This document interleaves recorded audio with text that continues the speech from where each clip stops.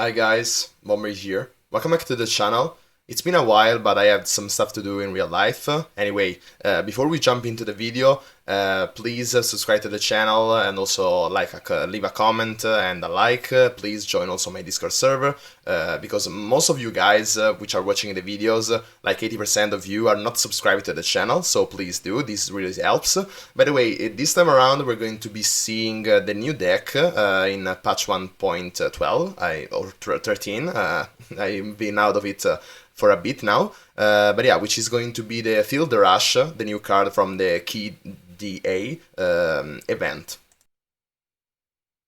So, here is the deck list, and you may see that the deck name is Field Rush, the abbreviation, and Warmothers, because this is actually pretty much a Warmother deck with just a few changes, and but yeah, it is pretty much the same thing. Obviously, we swapped the Warmothers for Field Rush. It is usually just a better card, because most of the times, Field Rush is pretty bad. Not really, but it is pretty bad if you cast it on your opponent's turn. You want to cast it proactively to end the game the turn you play the Field Rush, and it is very consistent at doing so. Instead of Warmothers, due to the randomness of it, it could happen that, like, on average, you are generating more value with Warmothers, but it could happen that the turn that you cast it, for example, you summon a Withering Stones from your deck, and so it is very difficult to kill your opponent on that turn. Then maybe the next turn, on your defensive turn, you're going to get that random or something like that, so you're not really dead when you play the Warmothers. But yeah, with Field Rush, you basically win the game the turn that you play it, and there are only few counters to it, like Deny, basically not making you cast the spell, or Ruination, which of course, and it is much more, because Warmothers is as counterable as Field Rush with Deny, but it is not really counterable with Ruination, because every turn you're going to summon a very big unit from your deck. Instead, with Field Rush, it is also vulnerable to the Ruination, because it is a burst spell, in the sense that not a burst speed, but like you play this and you have a big effect all at once, and of course if they wipe your board with Ruination on that turn, then you're pretty much screwed. But yeah, there are only those few counters, and but yeah, the deck plan is pretty simple. You just want to ramp as fast as possible with Catalyst of Eons and Withering Stones, basically. So heavily try to get those in the mulligan, and then yeah, you stabilize against aggro and stuff like that with Randall or all the control tools which are available, Avalanche, with Freljord and Shadow's Islands. And then yeah, you just win the game with Field Rush, or occasionally with Commander Ledros.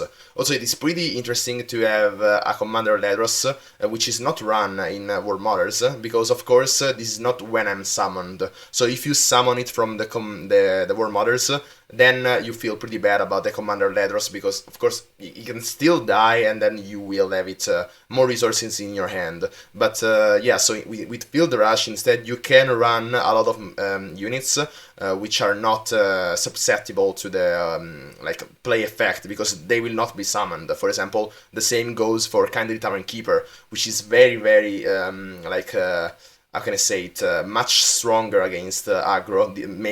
Just the thing that this deck can now run a Kindly Tavern Keeper makes it much more strong against aggro and burn in particular. Also, we have seen some nerfs to burn, so yeah, pretty much burn and aggro are pretty much suffering at this point, and this is the only S-tier deck, in fact. So this is a very solid option and choice if you want to rank right now. So yeah, that's it for the deck analysis. Let's see some games to see this deck in action. So yeah, guys, as you can see, we are still at Platinum 3rd tier currently. But yeah, last season, as you can see, I was into Master. It's just that really I was so busy that I literally couldn't play the game. But if you saw some of my last videos, you know that I have 3 Prime Glories already into the Gauntlet. So yeah, I want to qualify for the tournament of Legends of Runeterra, and it is looking kinda good already. So we are up against a Frail Targon with Braum and Soraka, so pretty much a combo deck, which is running the Star Spring stuff, and also it can be quite aggressive if they stack a lot of buffs into Braum. But yeah, overall, we probably want to have an answer to a very buffed Braum, so we are keeping Vengeance, and then we have already the ramp, 2 ramps in fact, and yeah, so it is worth keeping the Field Rush if you already have the ramp into your hand, because it is going to be pretty easy to like stabilize the game, and then as soon as you play, like the sooner you play the Field Rush, the sooner you're going to win. So we are gonna avoid the fact of not drawing it later on by just keeping it into our opener. So yeah, of course, pretty passive turns early on. I was distracted by talking. But yeah, now we have to consider if we want to go for Weirding Stones or Catalyst of Eons. I guess right now we can go for Weirding Stones. Because the only reason why we shouldn't be playing Weirding Stones is if he has a Braum and he buffs it. But yeah, we're currently at turn 3. And doesn't seem... Like he could have a Braum next turn, but he didn't have a Mentor of the Stones, for example, on turn 3 to hit the Braum. So he either doesn't have the Mentor of the Stones, so Braum is not that good, or if he had the Mentor of the Stones and did not play him, then this means that he doesn't have a Braum in hand. So it is very crucial and important to read your opponent's hand, what he wants to do, what he has. And also, of course, know the tricks and stuff, okay, so he had a Braum, then yeah, he didn't have the Mentor of the Stones, simply. And I don't know if you saw my video on how to get to Master, I definitely suggest that, but yeah, I basically give those tips. It is very important to get to Master, as I did, to know those tips and tricks. Okay, so this is looking very, very good. We are already ramped 3 mana, and we are just 1 turn away from playing the Field Rush, and we are going to be attacking on that turn. So this is looking very, very good. Also, you know, like this deck, the Braum Soraka as well as the Tamkench Soraka are getting heavily, how can I say it, countered by this deck, our deck I mean, because we don't give him a chance of damaging us, basically. So yeah, now I don't really want to play the Candlelit Town Keeper. I don't really care if we waste a little bit of mana. I guess we could play the Catalyst of Eons anyway, so this is our last chance to ramp. If we do, we still keep the mana to go for the Field Rush. So yeah, let's just play the Catalyst of Eons. And yeah, we were not greedy. We could have waited for him to attack with Soraka and deal the 1 damage to us, which he didn't do anyway, and then heal that 1 damage. But yeah, it doesn't really matter that much, since this turn we're pretty much winning. So yeah, this game was not really... I mean, yeah, it did show the potential of how much this deck can ramp and how easy it is to win with Field Rush. But yeah, our opponent didn't do really a lot. So it was pretty much us playing against a sparring partner, I may say. Also, it is both pretty interesting to have animations not only from champions, like a full screen animation, not only for level up champions, but also for those kind of special cards. But I don't know if I am a huge fan of it, because if we are seeing more and more cards like those, then the game speed really suffers from it. But yeah, I guess that if we have a little bit of them, then it is still fine. So yeah, this is a huge attack for us.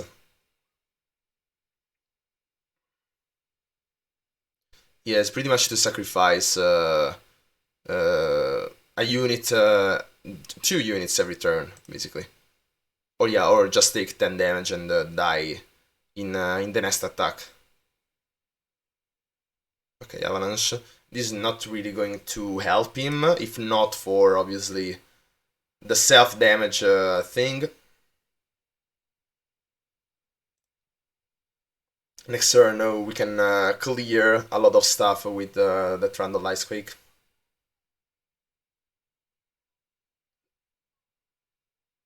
Okay, Soraka is leveling up, not really a threat here.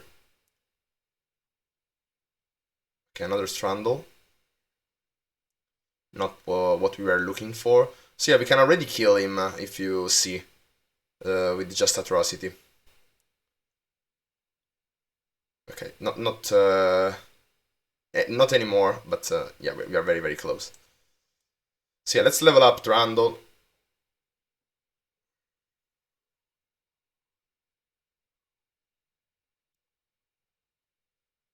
The Ice Pillar can be killed with the Star Shepherd, but we don't really care, so...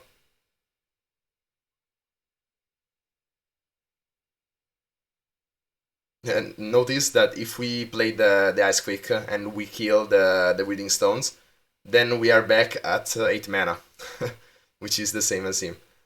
We are 4 mana ahead, so yeah, this was a pretty sick... no, 7, okay, so yeah. We are 3 mana ahead, but already past the turn when we were already at 10. So yeah, this was a pretty sick game. I didn't went to kill the Ice Pillar. Instead, he is offering this trade, basically. I'm pretty much... I don't really care if our Tryndamere dies like that. Because anyway, next turn is going to be dead for both our attacks. And yeah, I probably want to go for Trundle's Ice Quick just to remove another blocker.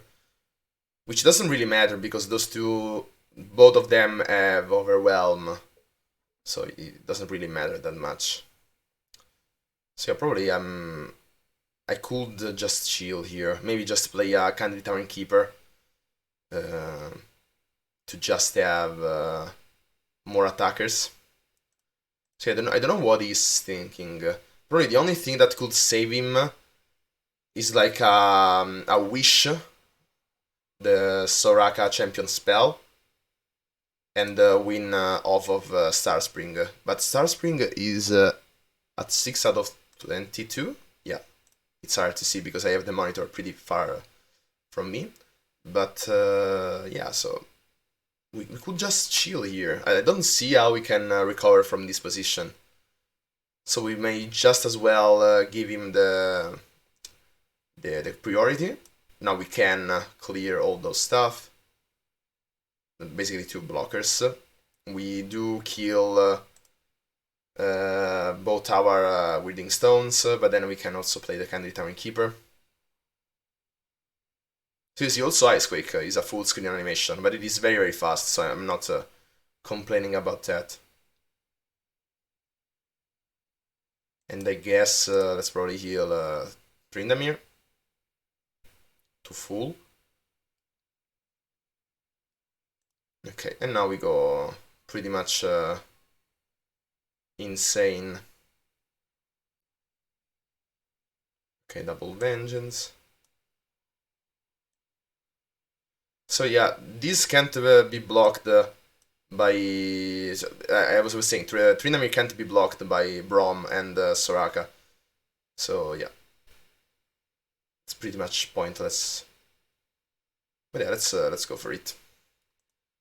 Well, yeah, we could have, the best play was to take the Ice Pillar, like Soraka, challenge it with the Ice Pillar, so that he had even less health to play with. But yeah, he's dead anyway, and we still have an Atrocity, so it was pointless. It was just to demonstrate the best play, the ideal play. Okay, Astral Protection. This could actually save him, but again, we do have an Atrocity. So yeah, he thinks he is safe now, but in reality he's just dead. He doesn't have anything like... I mean, he could have Ash, but other than that, like Flash Freeze, okay. Flash Freeze could be an hard counter to our plan here.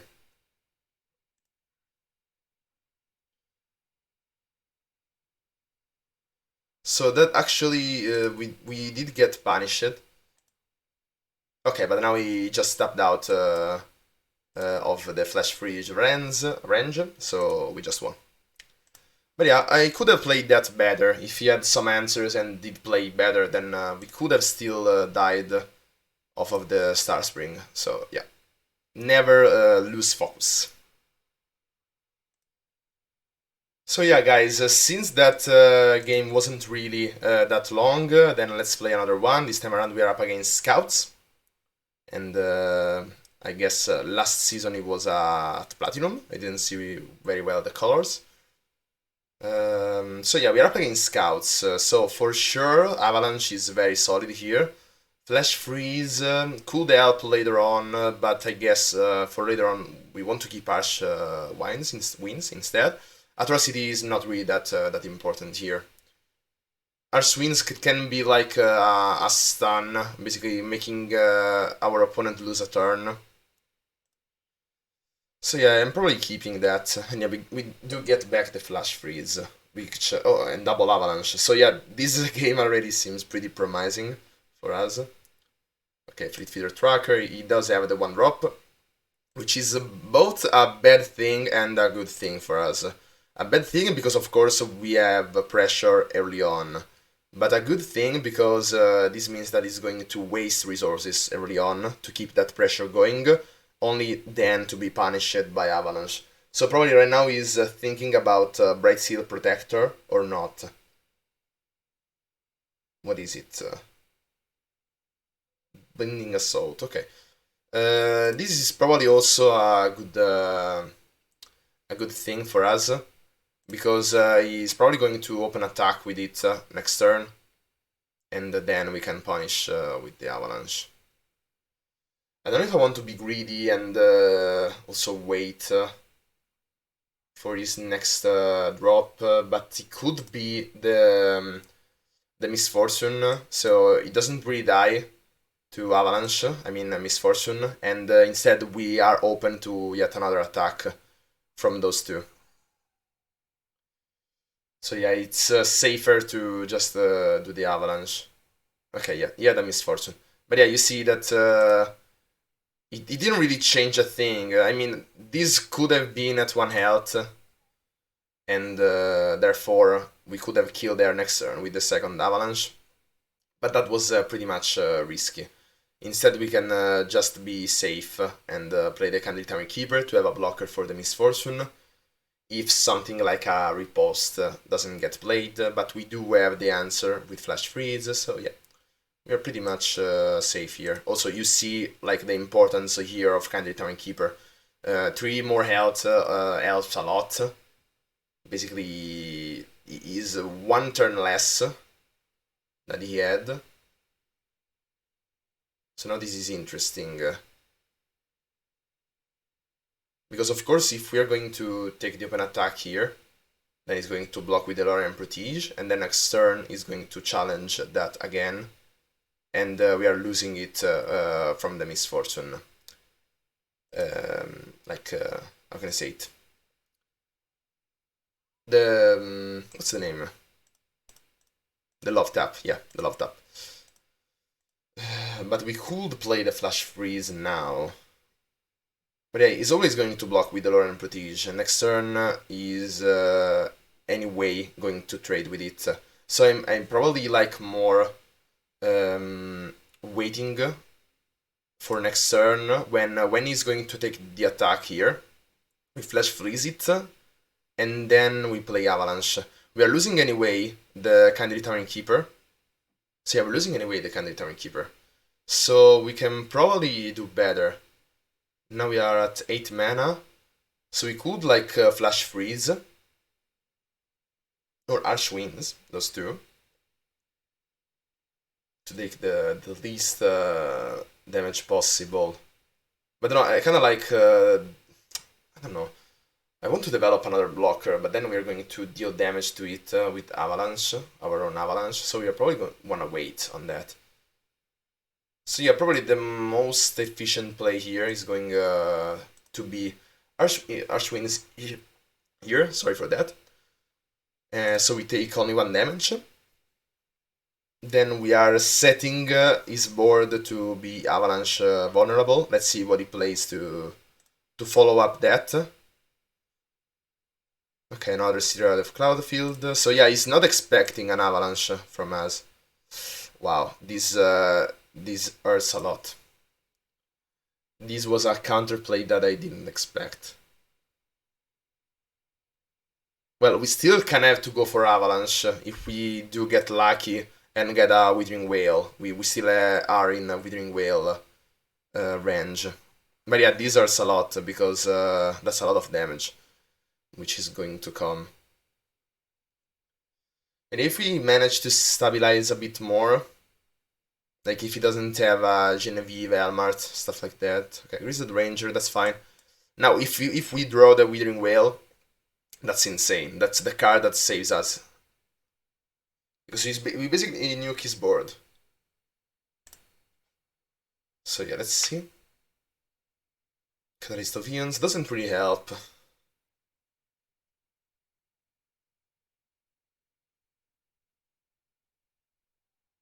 Okay, this is very, very bad for us. We can at least flash freeze the Genevieve Helmart, but yeah, I guess that we are dead right now.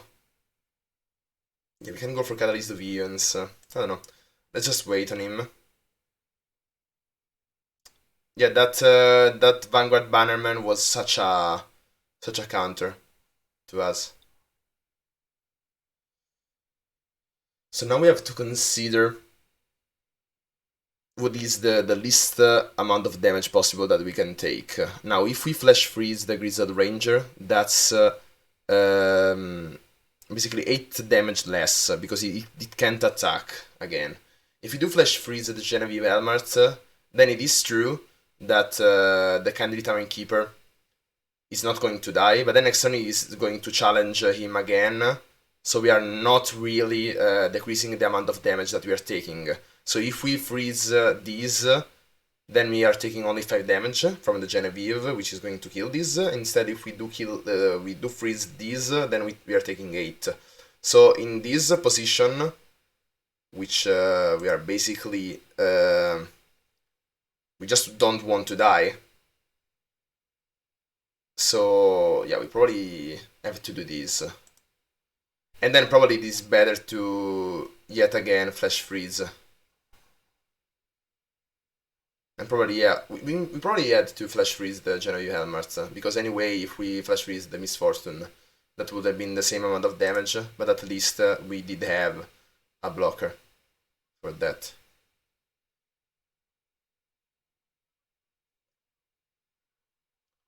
So yeah, Misfortune is also leveling up.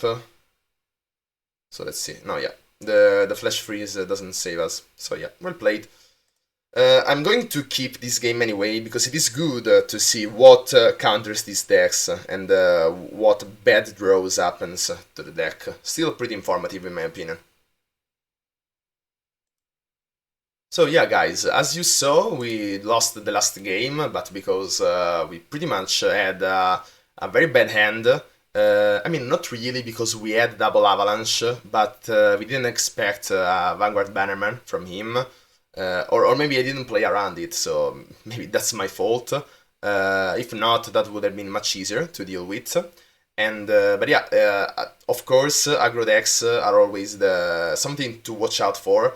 Scouts is in a pretty good spot. It always has been in a good spot, but now it's seeing a resurgence basically, because we see that Pirate aggro and the other aggro decks that were pretty popular last patch were kinda nerfed with Make It Rain nerf, and also Lee Sin nerf, which does affect the aggro decks, because of course in a combo deck the aggro decks counter them heavily. Control can have more of a 50-50 chance of winning, but aggro decks completely crush combo decks. So now that the combo deck, for excellence, basically, went down, then of course also the most popular, the most winning matchup for aggro went down in popularity, and so this means that aggro decks are winning less on average.